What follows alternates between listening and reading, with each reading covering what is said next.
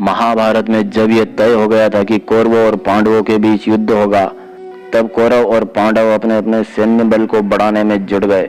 उन्होंने जगह जगह के राजाओं के पास जाकर युद्ध में शामिल होने के लिए आमंत्रित किया और अपनी अपनी सेना में शामिल करते गए।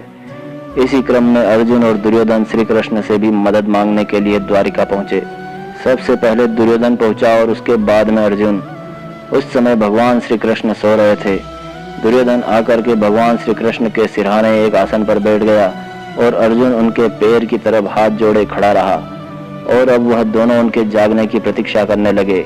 कुछ देर बाद श्री भगवान ने आंखें खोली तो उन्होंने सबसे पहले अर्जुन को देखा, क्योंकि वह श्री कृष्ण के पैरों के पास खड़ा था। दुर्योधन पर श्री कृष्ण की नजर पड़ी ही नहीं, क्योंकि वह तो सिर के पास बैठा हुआ था।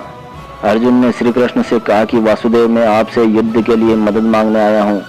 तभी दुर्योधन ने भी कहा कि वासुदेव, मैं भी आया हूँ और मैं अर्जुन से पहले यहाँ आपसे मदद मांगने के लिए आया हूँ, इसलिए पहले आपको मेरी मदद करना होगी। श्री कृष्ण ने कहा कि पहले मैंने अर्जुन को देखा है, लेकिन तुम यहाँ पहले आए हो, अब मुझे दोनों की ही मदद करनी होगी। अब मेरे पास तुम दोनों के लिए दो विकल्प है, एक तरफ मैं रहूंगा और दूसरी तरफ मेरी पूरी नारायणी सेना। तुम दोनों तय कर लो किसे क्या चाहिए, लेकिन ध्यान रहे कि मैं युद्ध में शस्त्र नहीं उठाऊंगा। अर्जुन ने कहा कि मुझे तो आपका साथ चाहिए। ये सुनते ही दुर्योधन प्रसन्न हो गया, क्योंकि उसे तो नारायणी सेना चाहिए थी। उस समय नारायणी सेना सबसे घातक मानी जाती थी।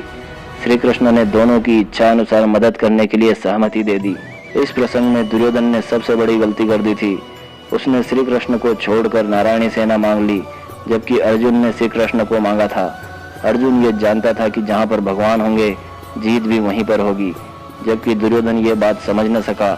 युद्ध में समय समय पर भगवान श्री कृष्ण ने पांडवों की रक्षा की। दुर्योधन की इसी गलती की वजह से कौरवों की हार हो गई। दोस्तों, यह जानकारी अगर आपको अच्छी लगी हो तो वीडियो को लाइक शेयर करें और चैनल को सब्सक्राइब करें। धन्यवाद। जय श्री कृष्ण।